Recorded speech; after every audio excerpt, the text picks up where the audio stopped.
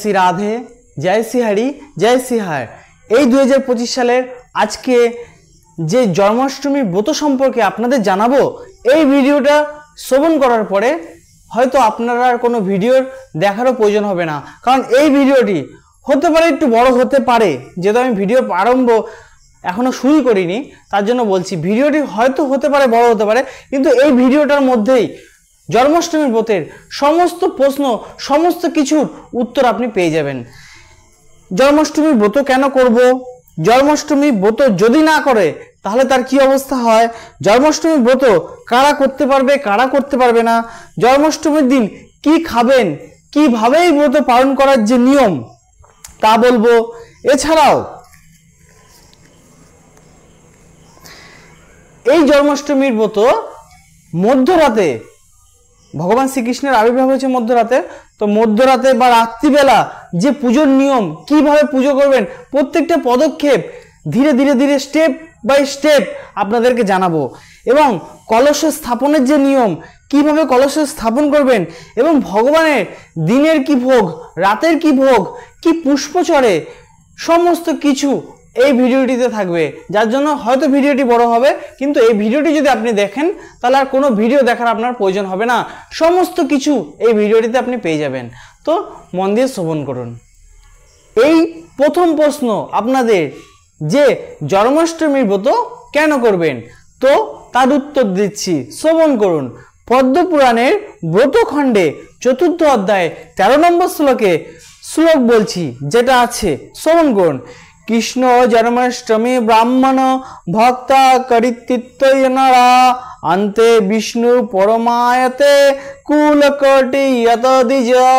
অর্থাৎ যে এই জন্মাষ্টমীর ব্রত করবে তার যে কুল, কোটি কোটি কুল উদ্ধার হয়ে যাবে, এবং সে পর্যন্ত অন্তিমেতে বিষ্ণু লোকে তার গমন হবে।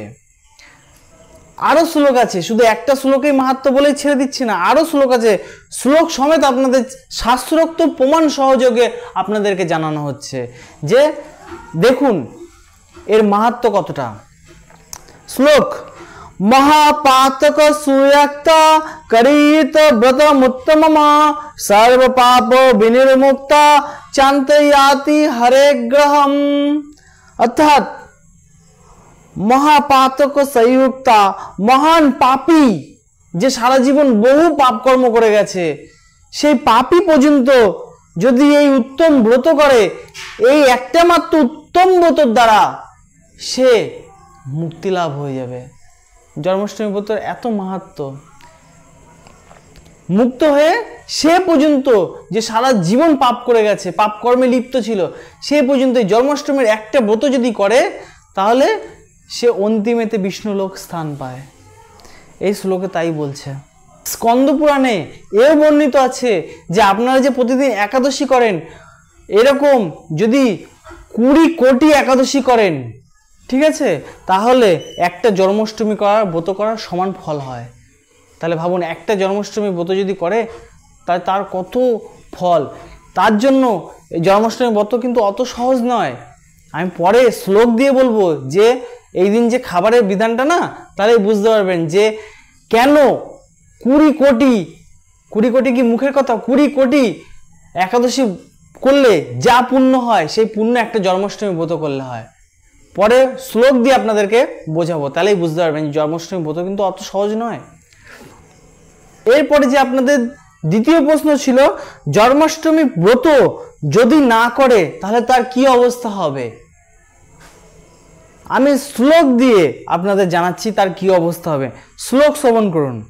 কৃষ্ণ জন্মাষ্টমী ব্রাহ্মণ্য করতি নরধমা দুঃখ মাবপ্নতি সপ্রেত নরকম ব্রজেত। এবার শোনো, যারা কৃষ্ণ জন্মাষ্টমী ব্রত করে না, সেই নরধাম অর্থাৎ অধম মানুষ, তাদের এই লোকেই, এই পৃথিবী লোকেই ভয়ঙ্কর সে দুঃখ পায়। আর সে যখন মারা যায়, মরণের পরে সেই লোক নরকগামী হয়। এই জন্য রামনবমী জন্মাষ্টমী এই সমস্ত ব্রতগুলো করা উচিত, কারণ রামনবমী, জন্মাষ্টমী ভগবান শ্রীকৃষ্ণের আবির্ভাব তিথি, এই জন্য এইগুলো করলে কি হয়, উদ্ধার পায়। বুঝতে পেরেছেন? আপনাদের তৃতীয় প্রশ্ন, জন্মাষ্টমীর ব্রত কারা করতে পারবে, কারা করতে পারবে না, এবং অনেক মেয়েরাও বলছে যে এটা কি মেয়েদের জন্য, আবার অনেক ছেলেরাও বলছে এটা কি ছেলেদের জন্য। তো শ্রবণ করুন, এই ব্রত সবাই করতে পারে, ছোট থেকে যার একদম 80 বছর পর্যন্ত যার যেরকম সামর্থ্য আছে সে সেইভাবে করতে পারে। অর্থাৎ সামর্থ্য বলতে টাকা পয়সা নয়, কিন্তু সামর্থ্য বলতে গায়ে শারীরিক বল। শ্রবণ করুন, আমি আপনাদেরকে শ্লোক দিয়ে বলছি।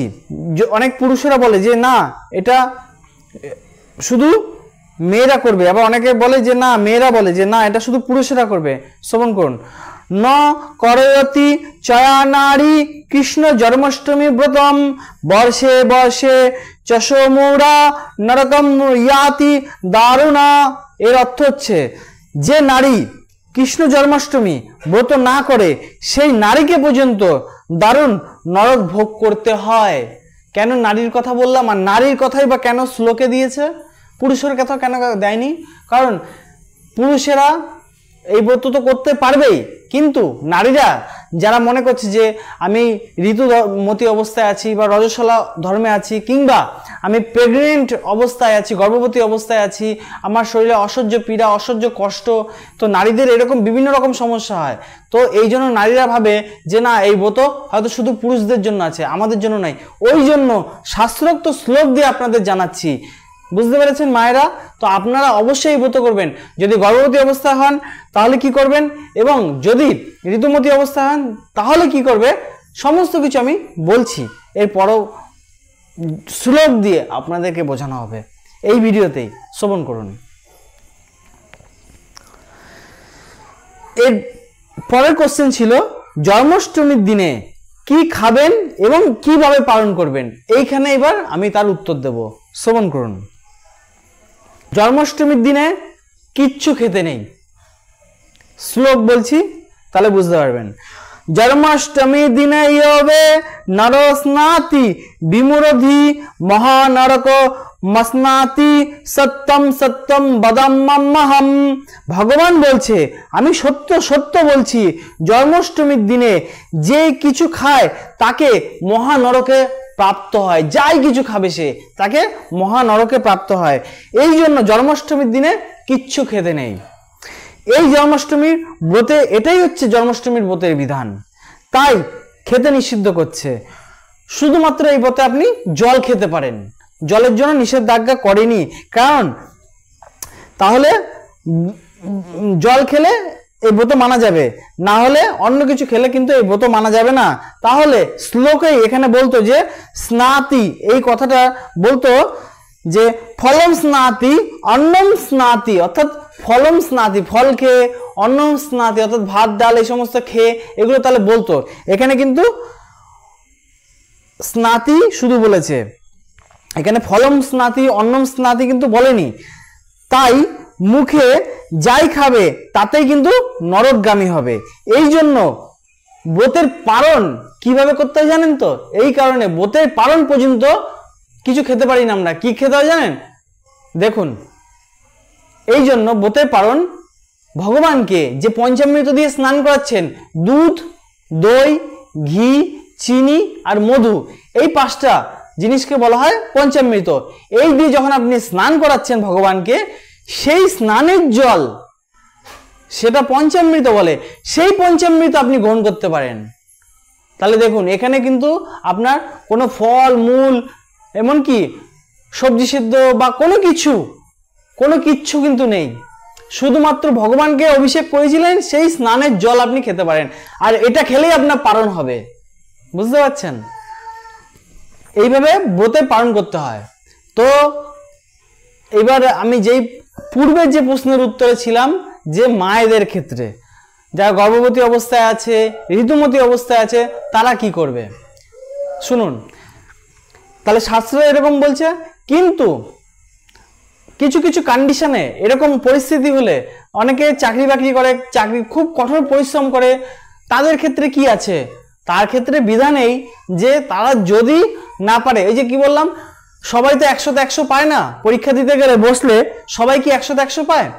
কেউ 99 পায়, কেউ 92 পায়, কেউ 90 পায়, কেউ কিছু কিছু কম পায়, কেউ ফুল মার্কস কোনোদিনও পায় না। তো মনে করবেন অন্তত এই নরকের যন্ত্রণা থেকে তো আপনি মুক্ত পাবেন যদি ব্রতটা করেন। অন্তত ফলমূল খেয়ে আপনারা করুন। যারা গর্ভবতী অবস্থায় আছে, ঋতুমতী অবস্থায় আছে, বিভিন্ন রকম শারীরিক সমস্যা আছে, কি খাবেন? ফলমূল খান। আর সবজি সিদ্ধ অর্থাৎ কাঁচকলা, পেঁপে, আলু এগুলো সিদ্ধ করুন। আর দেশি ঘি, ওতে একটুখানি গোলমরিচ দিয়ে মিক্স করে খান, খুব সুন্দর লাগবে। অথবা কাঁচা বাদাম ওই ঘিতে ভেজে খেতে পারেন, অথবা ঘি যদি না থাকে শুকনো কড়াইতে কাঁচা বাদাম ভেজে নিলেন, ভেজে এবার ওই সবজি সিদ্ধ দিয়ে খান। যতবার ইচ্ছা খান না, কিন্তু অন্তত ব্রত রাখুন। ব্রত না রাখলে শুনলেন তো কত কষ্ট, নরকগামী হতে হয় জীবকে, আর কত কষ্ট পেতে হয়। আবার এমনকি এই জন্মে এই পৃথিবী লোকেও তাকে দুঃখ কষ্ট ভোগ করতে হয় জন্মাষ্টমী ব্রত যদি না করেন। যেমন আমাদের দেশে আইন কানুন নিয়ম আছে, তেমনি ভগবানেরও নিয়ম, ভগবানেরও এটা আইন। যদি না মানেন তাহলে এই শাস্তি পেতেই হবে। ওই জন্য আপনাদের জন্য এত সুযোগ করে দিলাম, কিন্তু অন্য সব মানুষদের জন্য কিন্তু এটা নয়। এই ব্রতে অন্তত জল পর্যন্ত নিষেধ করা আছে, কিন্তু শুধুমাত্র জল খেতে পারবেন, বাকি কোনো কিছু গ্রহণ করা যাবে না। এই জন্য পারণেরও এইরকম নিয়ম যে ভগবানের পঞ্চামৃত যে জল আসছে, সেই পঞ্চামৃত জল শুধু খেলেই পারণ হয়। বুঝতে পেরেছেন?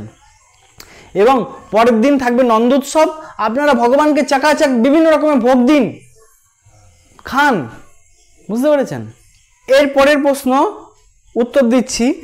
গোপালকে মাঝরাতে, অনেকে সবাই বলছে যে আমাদের গোপাল তো মাঝরাতে প্রকট হয়েছিল এই অষ্টমী তিথিতে, তো আমরা মাঝরাতে পুজো দিতে চান। ঠিক আছে, 10:49 পর্যন্ত যেহেতু আছে, আপনারা মাঝরাতে দিতে পারেন, কোনো প্রবলেম নেই। সন্ধ্যাবেলার পর থেকে আপনারা যখন খুশি গোপালকে অভিষেক করতে পারেন। আর মাঝরাতেও দিতে পারেন, রাত্রি 8টা-9টা যখন খুশি দিতে পারেন, অভিষেক করাতে পারেন। এই যে অভিষেক, রাতের যে পুজো কিভাবে করতে হয় তার স্টেপগুলো আমি বলছি, প্রথম থেকে শ্রবণ করুন এবং পারলে খাতা কলমে লিখেও নিতে পারেন যে কিভাবে পুজো পাঠটা শুরু করবেন আর কিভাবে শেষ করবেন, শ্রবণ করুন। তো এই দিনে গোপালজিকে তুলসী পাতার মালা কিন্তু অবশ্যই বানিয়ে দেবেন। গোপালজি তুলসীর মালাতে খুব প্রসন্ন হয়, এবং বাজারে কেনা মালার থেকে যদি নিজে মালা তৈরি করে দেন তো অতি উত্তম। পুজোর জন্য 8 রকমের ফল রাখতে হয়, 8 রকম। 1 জায়ফল, 2 শ্রীফল, 3 বেদানা, 4 লেবু, 5 কাশি ফল, 6 বেলগিরি, 7 কলা, 8 শশা। কারণ এই বর্ষার ঋতুতে শশা অ্যাভেলেবেল পাওয়া যায় বাজারে। সবসময় মনে রাখবেন, যে কোনো ভগবানকে আপনি যাই দেবেন না কেন, ঋতুর ফল সবসময় দেবেন। কারণ সেই ঋতুতে যে ফল তৈরি হয় সেই ফল ভগবানের সব থেকে প্রিয় হয়। যদি 8 রকমের ফল নাও পান, তাহলে এখনের যে ঋতু এই বর্ষাকাল, তো এই বর্ষাকালে যে সমস্ত ফল তৈরি হয় সেই ফল ভগবানের সব থেকে প্রিয় হয়। বুঝতে পেরেছেন? নতুন বস্ত্র সব পুজোর কাছে রাখবেন। এই দিন পিঠে তৈরি করবেন। পান পাতার ওপরে মধু রেখে ছোট বিছানা একটা ভগবানকে করে দেবেন। পান পাতার ওপর মধু রেখে ভগবানকে দেবেন, কারণ ভগবানের শ্রীকৃষ্ণের পান কিন্তু অত্যধিক খুবই প্রিয়। কলিযুগে চৈতন্য মহাপ্রভু, নিত্যানন্দ মহাপ্রভু এদের কিন্তু পান ভোগে না দিলে সেই ভোগ গ্রহণ করে না, জেনে রাখুন। পান এত প্রিয়। আচ্ছা, এরপরে বিছানা রাখ করলেন, ছোট একটি বিছানা, তার মধ্যে গন্ধক দেবেন, ফুল, হলদির গাঁঠ পাওয়া যায় দশকর্মার দোকানে। সেই শুকনো হলদি যেটা বলে, শুকনো হলুদ এরকম গোটা আস্ত পাওয়া যায়, সেটাকে হলদির গাঁঠ বলা হয়। সেই হলদির গাঁঠ এসব রাখবেন, এবং ধূপ, প্রদীপ, আভূষণ রাখবেন, এবং পরিষ্কার কাপড় আসনে ভগবানকে বসাবেন, এবং স্বস্তি বাচন দ্বারা কলসে স্থাপন করবেন। এই স্বস্তি বাচন দ্বারা যে কলসে স্থাপন করবেন তা আমি একটু পরে আপনাদের বলছি যে কলসে স্থাপন কি করে করবেন। তো কলস স্থাপন করার পরে সেখানে পঞ্চদেবতা পূজা করা, এবং তার উপরে পঞ্চপল্লব লাগিয়ে যে কলসটি স্থাপন করবেন সেই কলসের উপরে পঞ্চপল্লব লাগিয়ে গোপালকে অভিষেক করাবেন। তো অভিষেক করানোর পদ্ধতি আছে, যে কাকে কাকে প্রথমে অভিষেক করাতে হয়। তাহলে আগে কলস স্থাপনাটা আপনাদের বলি, যে কলস স্থাপনাটা কি করে করবেন। এই কলস স্থাপনা বা এই পুজো পাঠ আপনি যদি ব্রাহ্মণ দিয়ে করাতে না চান, ঠিক আছে, আপনি নিজেই করতে পারবেন। তো এই জন্যই এই নিয়মগুলো বলা। আমার কথাগুলো শ্রবণ করুন, সমস্ত শাস্ত্রোক্ত কথা শ্রবণ করে তাই সেই বুঝে আপনি বাড়িতে সেই বুঝে পুজো পাঠ শুরু করুন। শুনুন, কলস স্থাপন করবেন যখন স্বস্তি বাচন মন্ত্র বলে কলস স্থাপন করুন। আর কলসের মধ্যে গঙ্গা জল দেবেন, একটি কয়েন, সেই কয়েনটা যদি রূপোর কয়েন হয় তাও ভালো, সেই রূপোর কয়েন দেবেন। আর এই যে স্বস্তিবাচন মন্ত্র আপনি গুগলে সার্চ করুন, পেয়ে যাবেন স্বস্তিবাচন মন্ত্র, ঠিক আছে। সেই স্বস্তিবাচন মন্ত্র বলে, নাহলে আমি বলেও দিচ্ছি, আপনারা লিখেও নিন, এই নিচে লেখাও থাকবে, আপনারা সেটা খাতা কলমে লিখেও স্বস্তিবাচন মন্ত্র করতে পারেন। ওং স্বস্তি ন ইন্দ্র বিদ্যসভা, স্বস্তি ন পূষা বিশ্ববেদা, স্বস্তি নস্তক্ষ অরিষ্টনমি, স্বস্তি ন বৃহস্পতি দধাতু। ওং গণানাং ত গণপতিং হবামহে, ওং প্রিয়ানাং ত প্রিয়পতিং হবামহে, ওং নিধীনাং ত নিধিপতিং হবামহে, বসো মম। ওং স্বস্তি, ওং স্বস্তি, ওং স্বস্তি। এ ছিল স্বস্তিবাচন মন্ত্র। যখন ঘট পাতলেন, ঘটের মধ্যে গঙ্গা মাটি নেবেন প্রথমে, মেঝেতে বা আপনার যে ঘর যেখানে ঠাকুরের আসন সিংহাসন আছে তার সামনে কাদা মাটি রাখলেন, গঙ্গা মাটি, তার উপরে কিছু ধান, গম, জব ছড়িয়ে দেবেন। তারপরে যে কলস রাখবেন সেই কলসে প্রথমে স্বস্তিক আঁকবেন। স্বস্তিক এঁকে কলসের যে মুখ গলাটা তাতে রক্ষাসূত্র 7 প্যাচের ওপরে পরাবেন, বা 7 প্যাচও দিতে পারেন। দিলেন, এর মধ্যে জল দেবেন, গঙ্গার জল বা যে কোনো নদীর জল দিতে পারেন। তার মধ্যে একটি হলুদের গাঁট দেবেন, তামার কয়েন দেবেন, একটু সুগন্ধি দেবেন, ঠিক আছে। দিলেন, দেওয়ার পরে তামার কয়েন বা রূপোর কয়েন যাই হোক দিলেন। দেওয়ার পরে পঞ্চপল্লব দ্বারা ওই কলসের মধ্যে পঞ্চপল্লব দেবেন, তার উপরে একটি ঢাকনা দেবেন, ঢাকনার মধ্যে কিছু চাল রাখবেন। চাল রাখার পরে ওর ওপরে একটি নারকেল রাখবেন। আর বাজার থেকে দশকর্মার দোকানে লাল চেলি পাওয়া যায়, সেটা হচ্ছে সেই ঘটের বস্ত্র আর কি।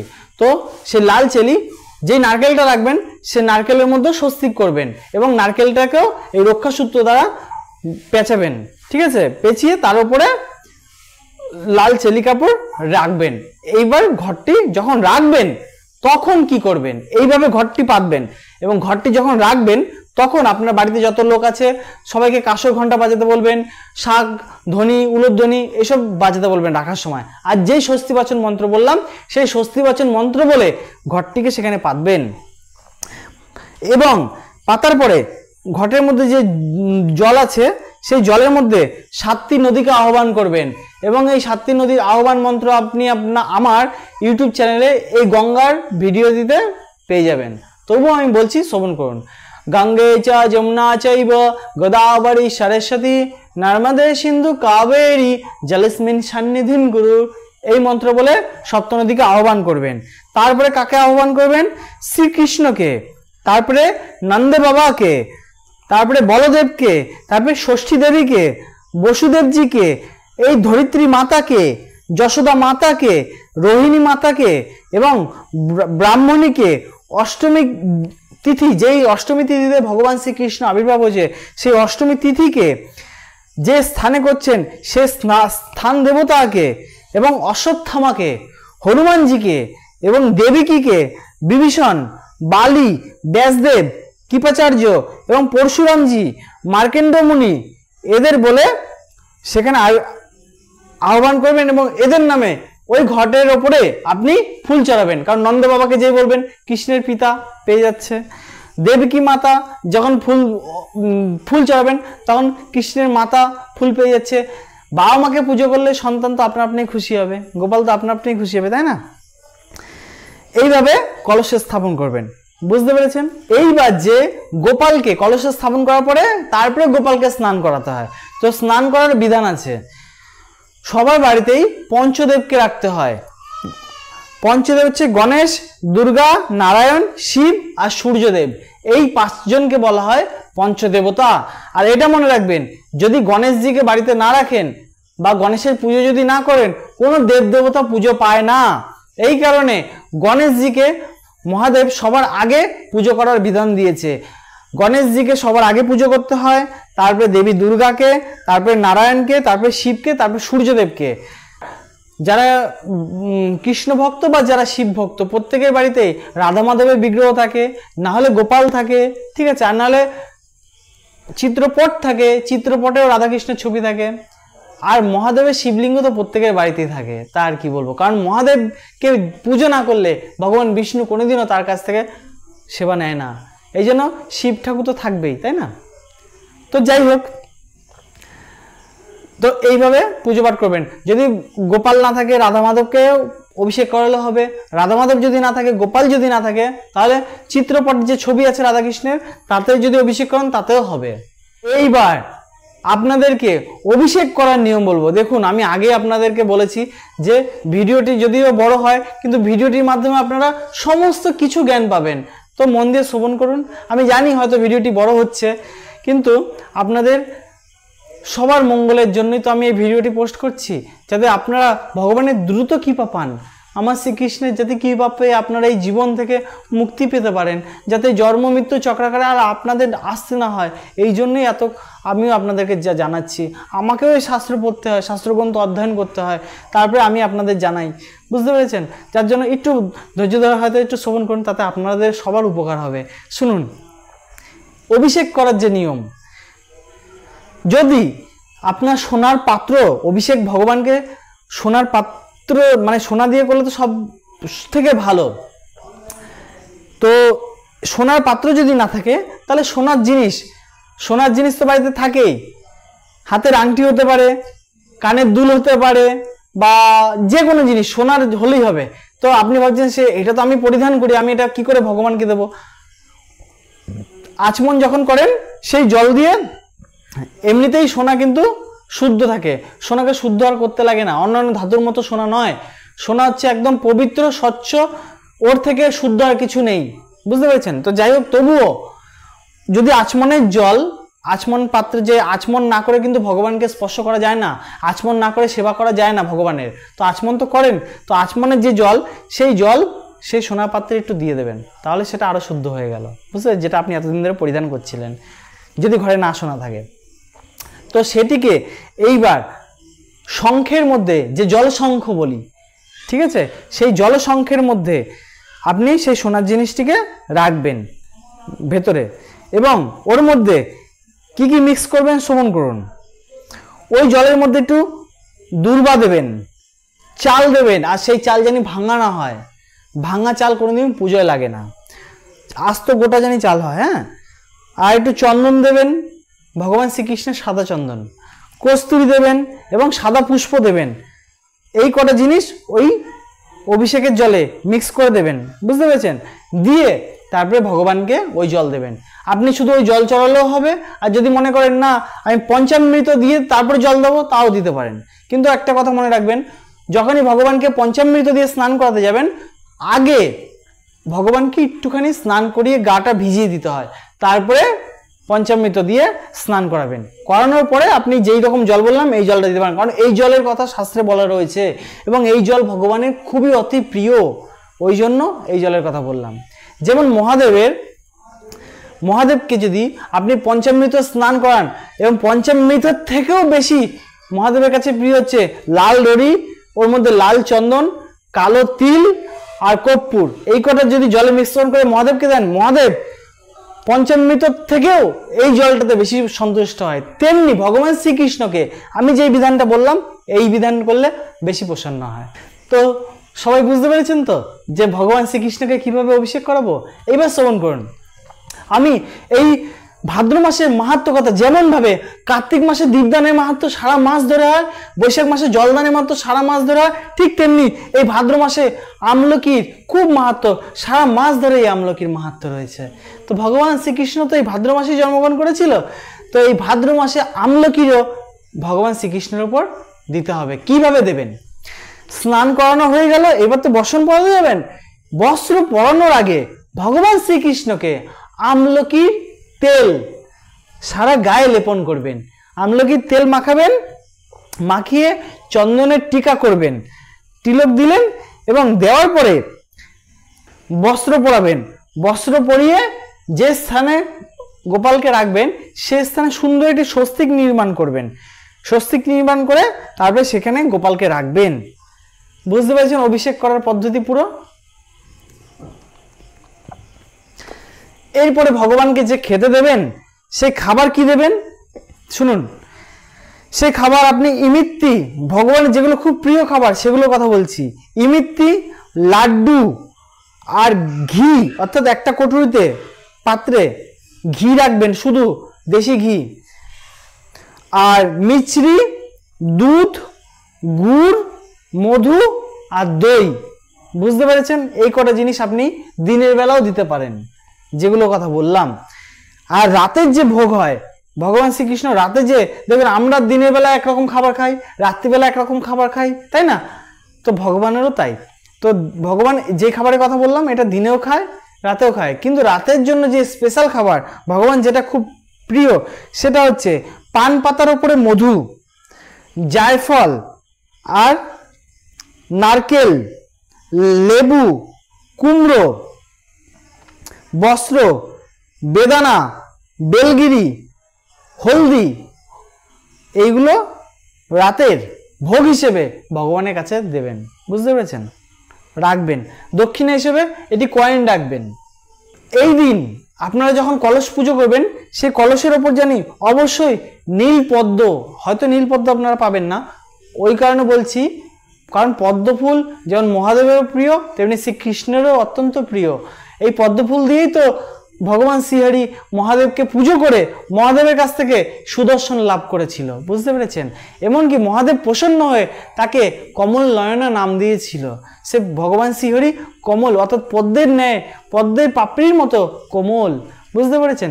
যাই হোক, তো এই দিন যদি ওই নীলকণ্ঠ মানে নীল পদ্ম যদি না পান, তাহলে ভগবান শ্রীহরিকে নীল পুষ্প অর্থাৎ নীলকণ্ঠ দিয়েও আপনি পুজো দিতে পারেন, ওই কলসের ওপরে দেবেন।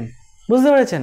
আর কলসের ওপরে তখন নন্দ বাবা, দেব কি যাদের নাম বলেছি সবাই, বরুণ দেব, সপ্তনদী এবং কি যত 33 কোটি দেবদেবতা আছে সবাই সেই কলসের মধ্যে এসে বিরাজমান করে। কলসের এত মাহাত্ম্য। বুঝতে পেরেছেন?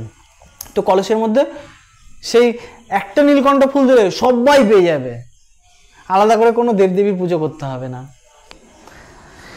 এই দিন অবশ্যই গোপাল সহস্র নাম, আপনি যখন পুজো পাঠ করবেন, ভোগ লাগানোর পরে গোপাল সহস্র নাম করবেন, অবশ্যই করবেন। আর হরে কৃষ্ণ নাম তো এই দিন সারাদিন করবেন। আপনার ব্রতে যদি কোনো ভুল ত্রুটি হয়ে থাকে, কোনো নিয়ম যদি ভুলও হয়ে থাকে, হরে কৃষ্ণ নাম সারাদিন জপ করবেন, সেই জপের মাধ্যমে তা নির্মূল হয়ে যাবে। তো এই ছিল জন্মাষ্টমী ব্রতের আজ সম্পূর্ণ A to Z সমস্ত কথা। আপনারা যদি এই ভিডিওটি ভালো লাগে তাহলে আপনি আপনার বন্ধু বান্ধব পরিবারের সবার কাছে শেয়ার করতে পারেন, করলে তারাও এইসব সম্বন্ধে জানতে পারবে এবং ভবিষ্যতে তারাও এইভাবে নিয়ম নিষ্ঠাপূর্বকভাবে ব্রতও করতে পারবে। আমি আগেও বলেছি, যে কোনো ব্রত করবেন আগে নিয়ম কানুন জানবেন, তাহলে কি হবে, ব্রতের সম্পূর্ণ ফল আপনি লাভ করবেন। তো যদি ভিডিওটি ভালো লাগে ভিডিওটিতে একটি লাইক আর সাবস্ক্রাইব করে দেবেন ভবিষ্যতে এই ধরনের ভিডিও পাওয়ার জন্য। হরে কৃষ্ণা, জয় রাধে।